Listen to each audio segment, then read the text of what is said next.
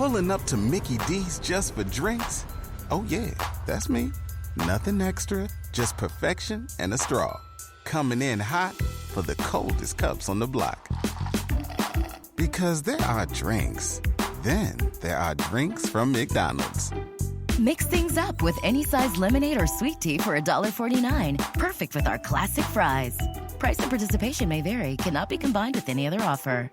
Ba-da-ba-ba-ba. Hi, I'm Scott Chesworth, and welcome to the Ancient World. Episode 17, The Fall of Israel.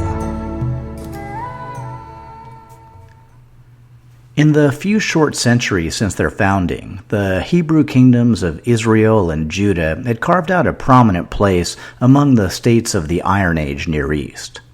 Their unique blending of ancient Canaanite culture with the traditions of wandering desert tribes resulted in perpetual tension between the worshippers of Canaanite deities and those of Yahweh. And their alliances and conflicts with neighboring kingdoms often served to bring this issue to the forefront. Whether they had begun their existence as a combined kingdom of Greater Israel or been founded separately, both states owed their ongoing existence in large part to the strength of their armies, honed in near constant conflict against Assyrians, Aramaeans, and, most frequently, each other. Unfortunately, the overwhelming might of the resurgent Neo-Assyrian Empire, particularly in the wake of Tiglath's reforms, had permanently changed the regional calculus. Tiglath's recent campaign had left both Hebrew states impoverished and in vassalage. The northern state of Israel had also found itself dismembered, and only escaped the absolute destruction of its capital, Samaria, by installing the pro-Assyrian puppet ruler Hoshea. For 5 years, while Tiglath-Pileser III campaigned in Babylonia, then held court in the Assyrian capital of Nimrud, Hoshea openly played the role of loyal vassal. But meanwhile, behind the scenes, the Israelite king was putting out diplomatic feelers to one of the few regional powers not yet challenged by Assyria, Israel's sometimes ally and sometimes enemy, Egypt. In the biblical record, Israel and Egypt had first formed ties during the reign of King Solomon, who had taken one of the daughters of the pharaoh Siamun for a wife. Decades later, the Libyan pharaoh Sheshonq had attacked both Judah and Israel in his bid to restore Egyptian control over the Levant. Since the mid-9th century BC, Egypt's main role in the region had been providing periodic support for Syro-Palestinian rebels confronting Neo-Assyrian power, most notably at the Battle of Karkar. Egypt's remoteness and limited Assyrian control over the intervening territories had provided the kingdom with a sense of relative isolation and security. Within this bubble, the turbulent and fractious game of Egyptian power politics continued to play out, in both Upper and Lower Egypt and across the rival power centers of the Nile Delta. In 740 BC, the long 38-year reign of Sheshonq V, last pharaoh of the 22nd or Libyan ruling dynasty, finally came to an end. Upon his death, centralized control of the north disintegrated, and local rulers took power in the delta cities of Sais, Tanis, and Teremu, later known as Leontopolis. Of these rulers, the most notable were Sargon IV, son of Sheshonq V, who continued to rule the East Nile Delta region from Tanis, and Tefnakht, a prince of Sais, who proclaimed himself the Great Chief of the West. Tefnakt's origins are somewhat ambiguous, but it's likely that, contrary to his claim, he was no Libyan chief, but instead came from a hereditary family of priests of Amun. Records show that Tefnakht apparently wielded power over the western delta cities of Sais and Buto even prior to the death of Sheshonq V. However, he apparently waited for Sheshonq to pass before formally assuming royal title. During the first decade of his reign, Tefnakht devoted much of his time to forging alliances with the other minor kings of the Delta, in order to confront a growing threat that had recently arisen to the south. The Kingdom of Nubia, also known as Kush, had challenged the southern borders of Egypt virtually since the country's inception. Low-intensity conflict between the two states had been a relative constant across the intervening millennia, as Egypt's sphere of influence fluctuated repeatedly between the first and fourth cataracts of the Nile. During one era of Egyptian ascendancy, in the late 15th century BC, the pharaoh Thutmose III had established Egyptian control as far as the Fourth Cataract. It was there that he had founded the provincial capital of Napata, near the great rock of Jebel Barkal, as the southern boundary of the Egyptian New Kingdom. A cult center to Amun was soon established at Jebel Barkal, and over the succeeding centuries, a powerful Nubian priesthood arose around the cult. As Egyptian power became diminished and fractured in the wake of the Bronze Age collapse, Egyptian rulers were seldom able to exert influence south of the First Cataract. Beyond this, a new and more powerful Nubian kingdom was forged by the brother kings Alara and Kashta, high priests of Amun who had leveraged their influence into positions of leadership. Alara, the first Nubian priest king to enter the historical record, unified all of Upper Nubia, from the city of Meroe northward to the Third Cataract, and established the city of Napata as the religious capital of the kingdom. King Alara supposedly enjoyed a particularly long reign, and later became a deeply revered figure in Nubian culture, considered central to the foundation myth of the Kushite kingdom.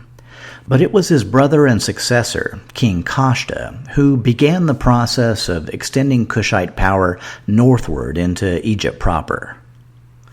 Following the death of the pharaoh Sargon III in 772 BC, his son, Takelot III, had succeeded him to the throne at Heracleopolis Magna, near Thebes.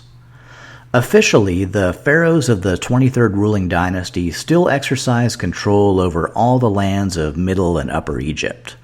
But practically, they felt it wise to accommodate the growing power of Nubia, rather than risk a direct confrontation. This accommodation initially took the form of installing the daughter of the Nubian king, Amenirdis, as the successor to the divine adoratress of Amun at Thebes, a position currently held by Osorkon's daughter and Takelot's sister, Shepenupet. Having successfully inserted his family into the Theban power structure, King Kashta next began a deliberate process of projecting Nubian power into Upper Egypt, constructing a series of Kushite military garrisons between Elephantine and Thebes. Apparently, this program met with little opposition from the pharaoh Takelot III. Perhaps Nubian military power was already too great to resist, or perhaps the pharaoh made a more personal deal for his family's safety and well-being.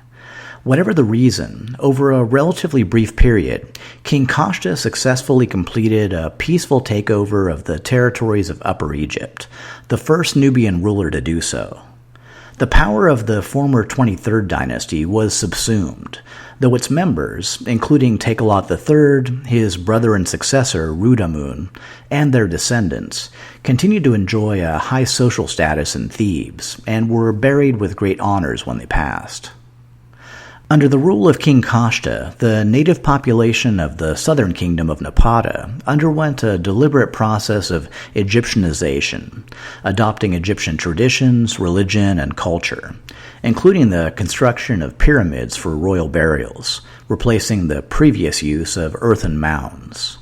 King Kashta also left his mark on his new northern territories, erecting a stele at Elephantine at the local temple of the god Khnum, attesting to his control over the region. Upon his death in 752 BC, he was succeeded by his son Pie, also known as Pianki, who declared himself the Pharaoh Pie and formally inaugurated the 25th Egyptian ruling dynasty. With the Kushite hold on Upper Egypt secure, Pie spent the first 2 decades of his reign methodically extending Nubian dominion into Lower Egypt. It was in response to Pie's program for Egyptian reunification under Nubian auspices that King Tefnakht of Sais had formed his coalition of northern kings. Around 730 BC, they took their first steps toward open confrontation with the Nubian pharaoh. Moving south from the delta, Tefnach's northern armies first captured the symbolic former capital of Memphis. Next on their agenda was the important Middle Egyptian city of Kmun, later known as Hermopolis Magna. At the time, the city was under the rule of King Nimlot, who had declared himself a vassal of King Pi, but Tefnach was somehow able to persuade the ruler to defect to his side. With this bloodless coup achieved, Tefnach's armies moved onward toward their greatest challenge, the conquest of Heracleopolis Magna, the capital of Upper Egypt. The forces of the local king, Pef-Jaubast, managed to blunt the initial assault, and Tefnach proceeded to surround and besiege the city. Pef-Jaubast and his Nubian commanders immediately appealed to Pi for help. Receiving the news in his capital of Napata, the pharaoh immediately assembled a large army, offered sacrifices to the god Amun, and set sail for the north. Whether Tefnach's army was outmanned, outmaneuvered, or both, the resulting battle was a complete victory for Pi. Like an irresistible wave, the Nubian army proceeded to drive Tefnach's forces northward, first from Heracleopolis, then from Hermopolis, which fell to Pi's army after a 5-month siege, and finally from Memphis. Moving into the delta, the Nubian pharaoh demanded and received the submission of most local rulers, including King Eaput II of Leontopolis and King Osorkon IV of Tanis, who were allowed to remain on as vassal governors of their respective cities. King Tefnach of Sais avoided a similar fate by taking refuge in an island in the delta. Although he refused to pay homage to the Kushite pharaoh, he did send a letter formally conceding military defeat. In other words, acknowledging reality. This was apparently enough for Pi, who sailed his forces southward, first to Thebes and then to Napata. Once there, he recorded a full account of the conflict on a large victory stele in the temple of Amun at Jebel Barkal. It would be the last time the Nubian pharaoh would ever set foot on Egyptian soil. When not engaged in foreign conflicts, both Pi and his Kushite successors devoted a great deal of time and effort to the maintenance of the cult of Amun at both Karnak and Jebel Barkal. Successive phases of renovation and expansion eventually resulted in the latter temple becoming a huge southern replica of the former. Upon his death in 721 BC, Pi was buried in a pyramid field that would also grow to include several later 25th dynasty pharaohs. The pyramids of the Kushite rulers differed from those in northern Egypt by being both much smaller and built at a much higher angle of inclination. While embracing almost all of the old Egyptian burial customs, the Kushite pharaohs also incorporated the Nubian practice of laying the ruler's body on a bed within the tomb and burying a chariot team of 4 horses standing upright alongside their former master. In the aftermath of Pi's departure from Lower Egypt, Tefnach was able to slowly reestablish control over the western Nile Delta, and eventually proclaimed himself the pharaoh Shepsesre Tefnach I, inaugurating the 24th Egyptian ruling dynasty. Perhaps taking their lead from his example, other local princes also resumed acting independently of the Nubian pharaoh, and the practical extent of Kushite control was reduced once again to their vassal kingdom at Heracleopolis Magna. It was during this period that the Israelite king Hoshea had opened up clandestine diplomatic correspondence with a prince of the Nile Delta, seeking to resume friendly relations with an ancient and powerful ally. The Egyptian ruler's name has come down to us as So, and was most likely the Tanite king Osorkon IV. The nature of the correspondence is unknown, but the fact that King Hoshea felt that an understanding of some sort had been reached can be implied by his next, exceedingly dangerous actions.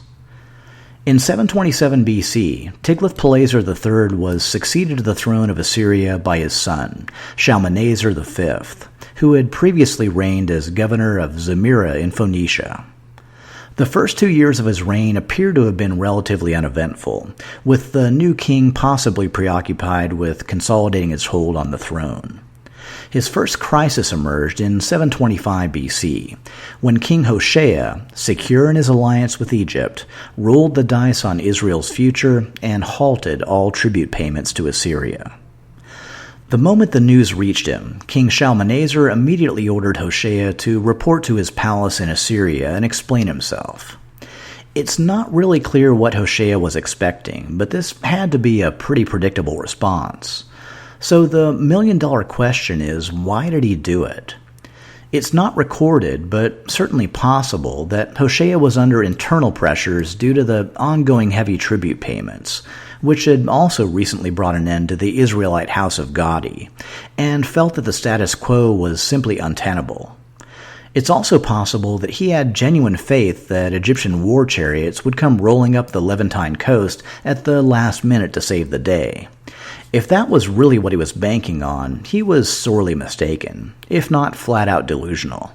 Osorkon's Tanite forces were no match for the armies of Assur, and any last-minute pleas for Egyptian aid went unanswered.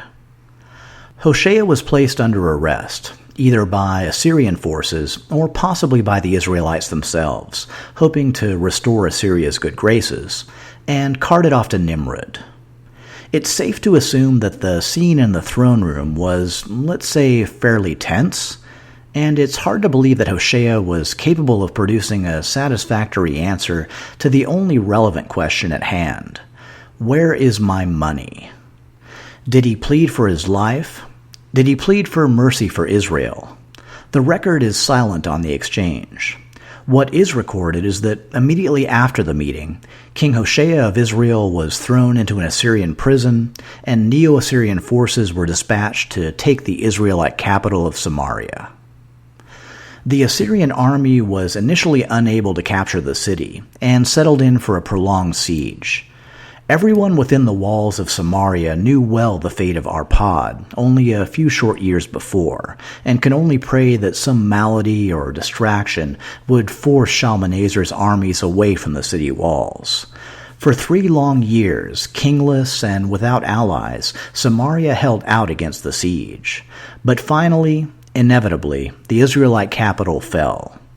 As a small and temporary consolation, immediately after the victory, King Shalmaneser V suddenly died, and Neo-Assyrian forces were recalled to the capital.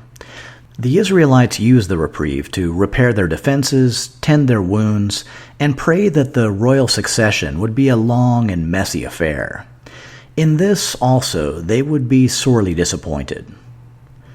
There are several things you can instantly glean from an Assyrian king who takes the name of Sargon II. The first is that he's pretty sure of himself. After all, the last Mesopotamian ruler to take that name was Sargon of Akkad, who forged the world's first empire some 16 centuries earlier. The second is that his claim to the royal title may be a bit dubious, which is why you use the name Sharu Kinu, or True King. Sargon claimed to be a member of the Assyrian royal family, the son of Tiglath-Pileser III and brother of Shalmaneser V, to be precise. But similar to Tiglath himself, there is also a strong suspicion that he may have been an usurper, particularly since his later inscriptions rarely refer to his ancestors. A former general, it was Sargon II who had recalled the Assyrian army to the capital to help secure his succession. Once this was accomplished, the new king led them back to Israel to finish what they'd started. In 721 BC, Neo-Assyrian forces again took the city of Samaria, but this time there would be no last-minute reprieve for the Israelites. The fate of Arpad was avoided. The citizens were not slaughtered en masse. Instead, Sargon converted the remaining Israelite territory into the new Assyrian province of Samaria, and deported over 27,000 of its inhabitants to northeastern Syria and western Iran. The state of Israel, home of the 10 northern tribes, was at an end, and would not exist again in any form for another 2.5 millennia. Sargon resettled the region with people from other parts of the empire, creating a more varied population that was more compliant to Assyrian rule. The city of Samaria was rebuilt and became the seat of the local Assyrian governor. The area was further developed through the creation of small villages and agricultural estates, and the construction of defensive fortifications along the southern and eastern borders of the province. In contrast, the northern Israelite provinces of Megiddo and Karnaim were left depopulated and neglected. The next year, Sargon was confronted with another rebellion, this time in Babylonia, when a Chaldean prince named Marduk-apla-iddina II claimed a throne that was, technically, now the property of Assyria. What made this revolt even more of a concern was that the Chaldeans had received military backing from a neighboring power that had not been considered a regional threat for centuries, the ancient kingdom of Elam. 400 years had passed since Elam had suffered its great defeat at the hands of the Akkadian king Nebuchadnezzar I, who had sacked its capital of Susa and returned the statue of Marduk to the city of Babylon. During this period, Elamite power had rarely extended beyond the plains of Khuzestan, on the western flank of the Zagros Mountains. The highlands of Anshan, also once claimed by Elam, were now home to the Persians, Medes, Manaeans, and other groups who had recently entered the region. To the west, Elam bordered on the same southern marshes that provided the Chaldeans with their most effective defense against Assyria's armies. These marshes served as a conduit between the two kingdoms, allowing Chaldean rebels to flee into Elamite territory, and Elamite armies, often paid by Babylonia, to reinforce Chaldean forces. Internally, Elam's main constant was instability. Various families contended for the throne, often seeking the patronage of neighboring kingdoms to bolster their claims. Local Elamite nobles were known to be both wealthy and powerful, although the basis of their wealth is something of a mystery, and may have derived from control over trade routes. Despite their equally ancient pedigree, the Assyrians held none of the respect for Elam that they did for Babylonia. They were merely another enemy to be crushed, and this first open move to back a Chaldean usurper provided the perfect pretext. In 720 BC, the armies of Sargon II met combined Chaldean and Elamite forces near the Babylonian city of Der. The Chaldeans were led by their new king Marduk-apla-iddina II, and the Elamites by their king, Humban-Nikash I. The numbers of opposing forces and the conduct of the battle are unknown, but given the players and stakes, it must have been a bloody and hard-fought affair. While both sides later recorded the outcome as a total victory by their forces, the actual result was more likely a stalemate, with Sargon unable to dislodge the opposing armies and the Chaldeans unable to drive the Assyrians from the rest of Babylonia. In the battle's aftermath, Assyrian hegemony was rolled back to the region north of the city of Babylon, and Sargon soon found himself distracted by other matters. Perhaps struck by a wave of nostalgia, an Aramaean coalition had gathered near the city of Karkar to challenge Assyrian power. Sargon easily steamrolled through this retro rebellion, then wheeled his forces southward to deal with an incursion from a more novel quarter, the Kingdom of Egypt. The pharaoh Pie had died the previous year, and per Nubian custom, the throne of Napata had passed to his brother, Shabaka. The first item on Shabaka's plate was completing the Nubian takeover of Lower Egypt. In his first year, he led his armies northward into the Nile Delta and conquered all the local princes, including the pharaoh Baken-Ra-Nef, son of the recently deceased Tefnach I of Sais. Having accomplished this, and while he was in the general neighborhood, Shabaka apparently decided to test Neo-Assyrian control over the southern Levant. In response to the pharaoh's incursion, Sargon's forces swept down the Mediterranean coast, on the way converting the Philistine kingdom of Gaza into a puppet state and utterly destroying the southernmost Philistine state of Rafah. The two armies met, their first direct confrontation in more than a century, and Sargon's forces emerged victorious, driving the pharaoh's armies back into Sinai. In 717 BC, in a bid to secure important northern trade routes, Sargon led Assyrian forces against the Syro-Hittite city of Carchemish on the upper Euphrates. Soon after taking the city, he led his armies eastward into the Zagros Mountains, where they conquered the Manaeans, sacked their capital of Izirtu, and occupied Parsawash, the original home of the Persian tribe, on the shores of Lake Urmia. Sargon also constructed several military bases in the region, including Kar Nabu, Kar Sin, and Kar Ishtar, all named after Babylonian gods, and one, Kar Sharukin, named after himself, which were then settled with Assyrian subjects. The campaign against the Manaeans had been prompted by Urartian interference in their local politics. Despite their crushing defeat at the hands of Tiglath-Pileser III, the northern kingdom was still stirring up trouble in Assyria's backyard. Much like Elam, Assyria had little regard for Urartu, and had only tolerated the state's existence when they believed it to be pacified. In 714 BC, Sargon decided it was time to put a more permanent end to the Urartian problem. As he was probably aware, the Assyrian king had chosen an extremely auspicious time for his assault. While southern Urartu bordered on the ancient civilizations of the Near East, its northern territories were subject to constant invasion by nomadic steppe tribes. No matter how many were conquered, subjugated, and incorporated into the Urartian kingdom, there were always others, even farther to the north, to be tempted by the enormous wealth accumulated by the Urartian kings. The most immediately threatening were the Sumerians, an Iranian or possibly Thracian tribe who had been driven from their homeland north of the Caucasus Mountains by a Scythian invasion. Upon Sargon's conquest of Manaea, the Sumerians had migrated from the shores of the Black Sea into former Manaean territories, possibly with Assyria's blessing, where they posed an even graver threat to Urartu's borders. An Urartian army sent to pacify the tribe had recently been annihilated, and its commanding general taken prisoner. It was on the heels of this defeat that the Urartian king, Rusa I, learned that Neo-Assyrian forces under Sargon II had entered his kingdom from the south.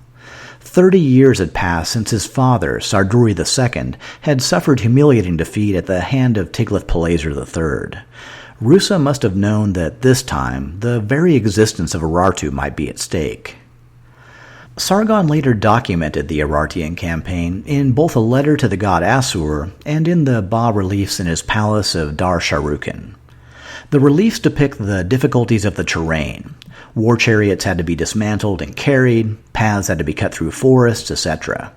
The two armies met in a steep valley east of Lake Urmia, and the outcome, never really in doubt, was a complete rout by Assyrian forces. King Rusa somehow managed to escape, but since the horses of his war chariot had been killed by Assyrian lances, he was forced to ride a mare in order to get away. Apparently this was a super embarrassing scenario, and I'm sure the story made the rounds on the Assyrian dinner party circuit. After decimating the Urartian army, Sargon went on the Assyrian equivalent of a nature hike around the shores of Lake Urmia, felling orchards, burning harvests, and generally laying waste to the countryside. He also plundered the wine cellar of the Urartian kings in the royal resort city of Ulhu. Wherever they went, Sargon's armies met virtually no resistance. Having been warned in advance by fire signals, the Urartian population had fled to their heavily defended mountain fortresses in hopes of riding out the invasion. As he crossed the country, Sargon encountered and destroyed over 400 abandoned villages. The Assyrian campaign culminated in the sack of the great temple dedicated to the war god Haldi and his wife Bagbartu in the Urartian religious capital of Musasir. More than 1 ton of gold and 5 tons of silver were seized by the Assyrians, 334,000 precious objects in all. Sargon claimed to have lost only 1 charioteer, 2 horsemen, and 3 couriers in the taking of the city, which was annexed to Assyria. King Rusa was said to be so despondent upon hearing on the loss of Musasir that he took his own life with his own sword. His victory complete, Sargon led his armies back to Assyria. In 713 BC, flush with the wealth plundered from Urartu, Sargon commissioned the construction of a new royal capital, north of Nineveh near the modern village of Khoraspad, named Dur Sharukin, or House of Sargon. While he remained in Nimrud planning its construction, Sargon sent his armies west to conquer the Syro-Hittite city-states of Kerala, Tabal, and Cilicia. The next year, Neo-Assyrian forces were sent to the Mediterranean coast to put down an uprising by the Philistine city of Ashdod, supported by the Egyptian pharaoh Shabaka and the new Judean king Hezekiah. The revolt was contained, and Ashdod was annexed as an Assyrian province. In 710 BC, with his new capital under construction, Sargon decided it was time to deal with unfinished business in Babylonia. 2 Assyrian armies were dispatched, one to keep Elam and its new king Shutruk-Nehunte II occupied, the second, led by Sargon himself, against Babylon and his Chaldean nemesis Marduk-apla-iddina II. Sargon laid siege to Babylon and eventually captured the city, but Marduk managed to escape, fleeing to the southern swamps and the protection of his Elamite allies.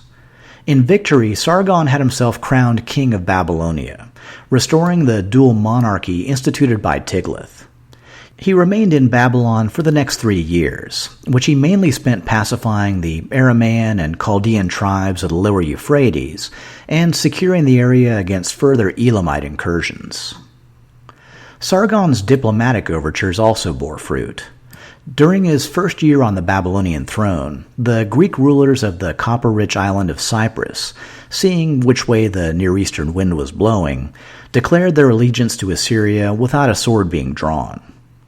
Next to fall in line were the Phrygians, an Indo-European people who had migrated into Anatolia from Thrace during the Bronze Age collapse and filled the void left by the fall of the Hittite kingdom.